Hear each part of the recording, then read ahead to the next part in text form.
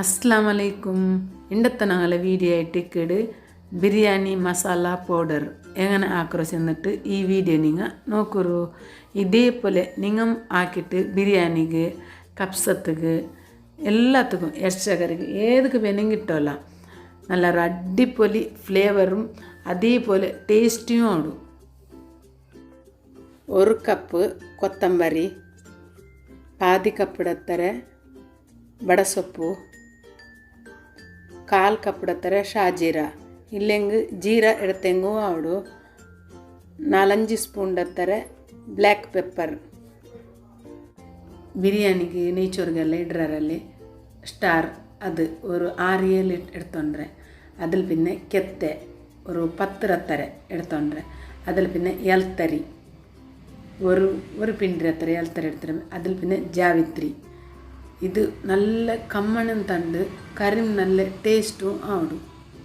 ഇത് ഞാൻ ഒരു 5-6 എടുത്തോണ്ടേ. അതിൽ പിന്നെ ജായ്ക്കായി ഇದ್ರ ನಂಗೆ പൊട്ടുപാട്ടിട്ട് ഇടണം. ഇദ്രുൾಗತ್ತನ್ನು ಬಿತ್ತರು ഇടണം. ನಾ ಜಂಡು ಇಟ್ಟರೆ അതിൽ പിന്നെ ಲವಂಗ 1 ಸ್ಪೂನ್ ಇಟ್ಟೆ ಮೇವು 2 ಅನ್ನ ನಾವು ಕತ್ತರಿಸಿ ಪಲಾವ್ಡು. അതിൽ പിന്നെ ಬೇ ಲೀಫು ಪಲಾವ್ಡು ಎಲೆ ഒരു 5-6 ಒಣಕ್ಕೆ ರೆಡ್ ಚಿಲ್ಲಿ ಇಡೋಣ.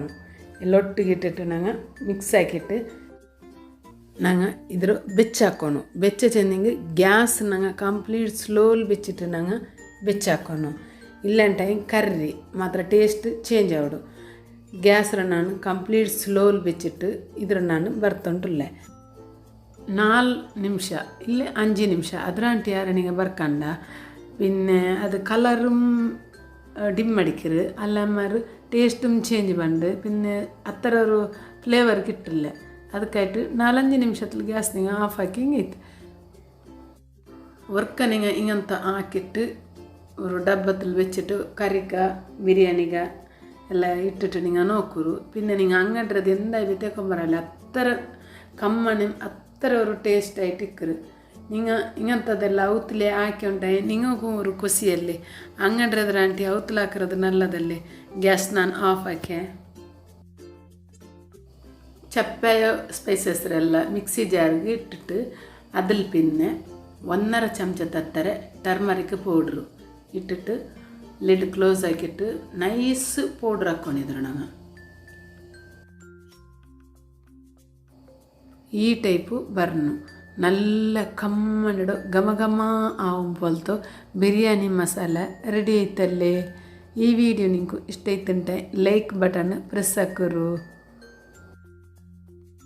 ടൈറ്റ് മുച്ചിന്നോ ഇടത്തിൽ മുച്ചിട്ട് വെച്ചോണ്ടായെങ്കിൽ 6 തിങ്കളായെങ്കിലും ബെടക്കാവില്ല. ഫ്രിഡ്ജിലും വെച്ചോല്ല.